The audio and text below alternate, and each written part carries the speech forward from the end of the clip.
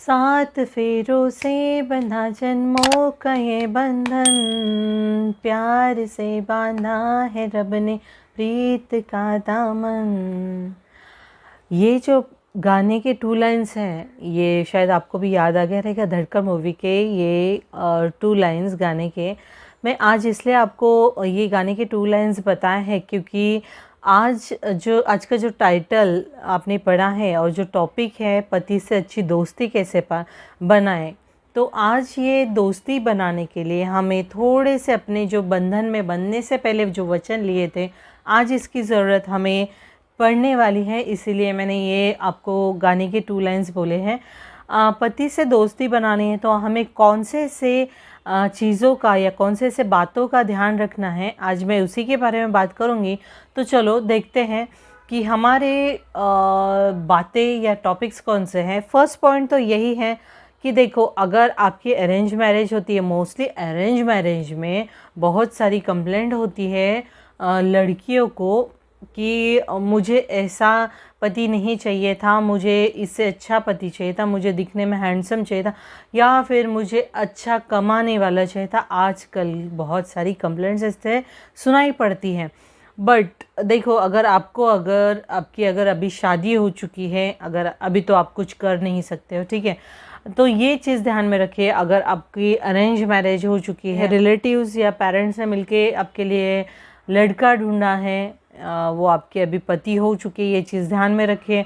अभी जैसे भी हैं आपको एक्सेप्ट करना होगा, ये फर्स्ट पॉइंट है। जैसे भी पति है उसको एक्सेप्ट कीजिए, ठीक है। बट अगर पति से दोस्ती करनी है तो ये जो कंप्लेंट्स है ना पति के सामने, मुझे तो आपके जैसे नहीं चाहिए था, मुझे तो ऐसे चाहिए था, मुझे तो बहुत सारे रीजंस होते हैं। शायद मैं बताने बैठूँ तो टाइम भी कम पड़ जाए और मेरा वीडियो और 20 मिनट्स का बढ़ जाए, ठीक है। पॉइंट्स बहुत है, आप तो समझ ही गए होंगे। तो जैसे भी पति है वैसे एक्सेप्ट कर लीजिए। सेकंड पॉइंट यही है, पति को हमेशा क्वालिटी टाइम्स देना है। जैसे अगर वो सपोज़ पति अगर ऑफिस से आ जाते हैं, जैसे quality time in the sense क्या होता है, पति ऑफिस से आ जाते हैं, ऑफिस से आते बराबर ही उनको आप थोड़ा रिलैक्स होने के लिए टाइम ज़रूर दीजिए। आते बराबर ही आपका जो भी महाभारत जो घर में हुआ है या जो भी रामायण आपके घर में होता है वो आते बराबर चालू नहीं करना है, क्वालिटी टाइम देना है। इन द सेंस उनको थोड़ा रिलैक्स होने दीजिए। आफ्टर, पहले आप भी आपका काम फिनिश करके जो घर रिलेटेड, आपके घर को खाना रिलेटेड हो या फिर किचन की साफ़ सफाई, बहुत सारे ऐसे काम होते हैं, वो सारे ख़त्म करके तब तक आपके पति भी ऑफिस से आने के बाद खाना पीना खाने के बाद रिलैक्स हो जाते हैं। उसके बाद उनके संग बैठिए, उनके ऑफिस में आज क्या हुआ पूछिए उनसे, आज आपका दिन कैसे गया, आज आपने क्या क्या किया, आज आपके बॉस ने आपके संग क्या बात की, या फिर आपके आज बॉस गुस्सा क्यों हुए, ये सारी चीज़ें बात कीजिए। उस पर क्या सॉल्यूशन है ट्राई कीजिए कि उनको गाइड कर पाओ, है ना। ये सेकंड पॉइंट है कि उनको क्वालिटी टाइम देना बहुत ज़रूरी है। थर्ड पॉइंट ये है कि हमेशा उनको स्पेस दे। देखो, आप ज़्यादा ये ओवर रिएक्ट करते हो सब चीज़ों को लेके। मोस्टली अगर पति अपने फ्रेंड्स से मिलने बाहर जाना चाहता है, उनसे मिलना चाहता है, गेट टुगेदर करना चाहता है, तो आप वहाँ पे रोक टोक करना चालू कर देते हैं। क्यों रोक टोकना है, उनकी भी लाइफ है, वो सारा टाइम घर पे, सारा टाइम घर के माहौल में रह के वो परेशान हो जाएंगे। ये चीज़ का ध्यान रखना है। वो अपने फ्रेंड्स से मिलके शायद उनकी जो टेंशन है शायद वो हमें बताना कंफर्ट नहीं समझेंगे, शायद वो हम ज़्यादा टेंशन लेंगे इसलिए हमें बताना कंफर्ट नहीं समझते। तो उनको अपने फ्रेंड्स के संग मिलके शायद वो टेंशन वो शेयर करेंगे तो कम हो जाएगा उनका टेंशन। आप क्या करते हो, सारा टाइम उनको बांध के रखने की कोशिश करते हो, वो और फ्रस्ट्रेट हो जाते हैं बिकॉज़ क्योंकि उनको ऑफिस का रिलेटेड टेंशन रहता है और या फिर फैमिली को रिलेटेड टेंशन रहता है। वो हमसे सारी बातें खुल के नहीं कर सकते हैं।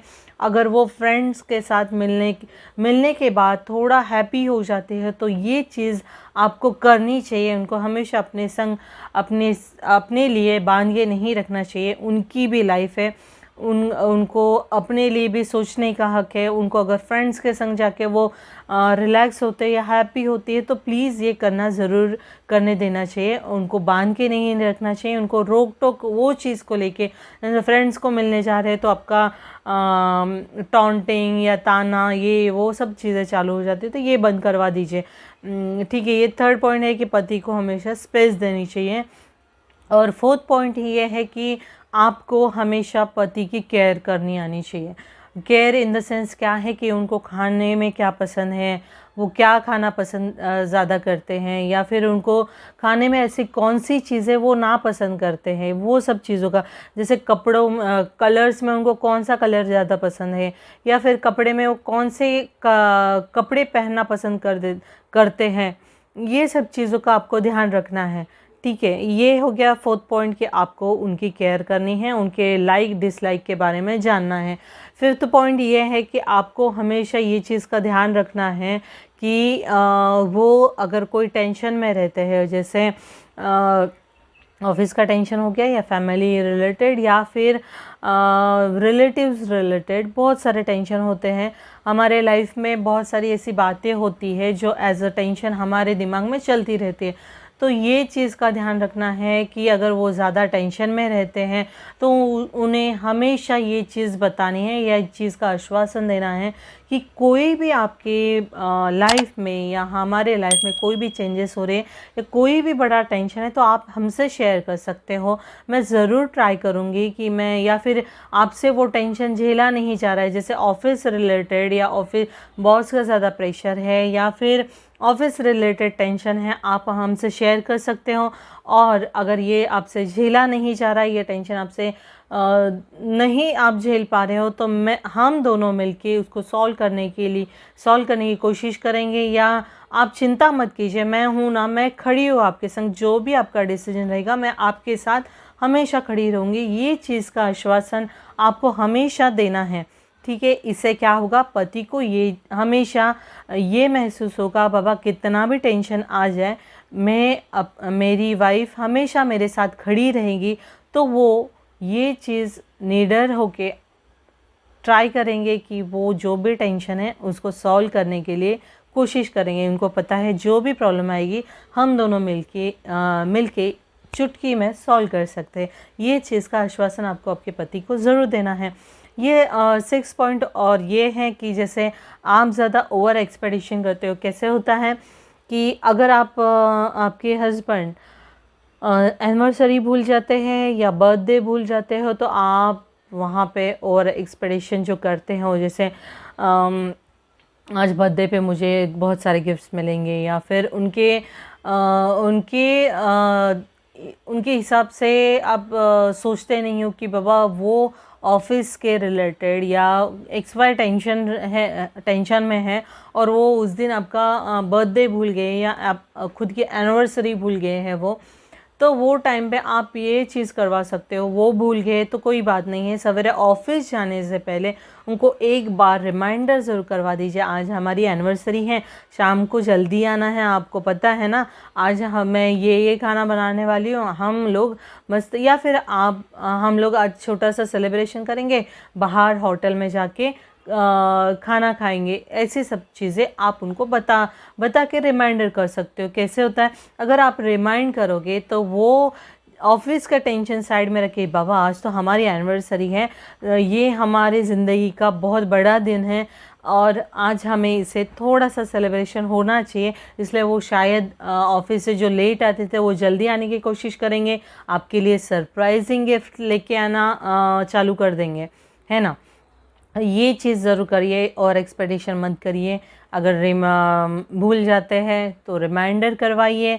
ये बहुत बेसिक पॉइंट्स है, बट कैसे होता है हमारा ओवर एक्सपेक्टेशन जो होता है ना, या फिर हमारी जो अकड़ रहती है ना, वो बीच में आ जाती है। तो ये चीज़ का ज़रूर ध्यान में रखिए।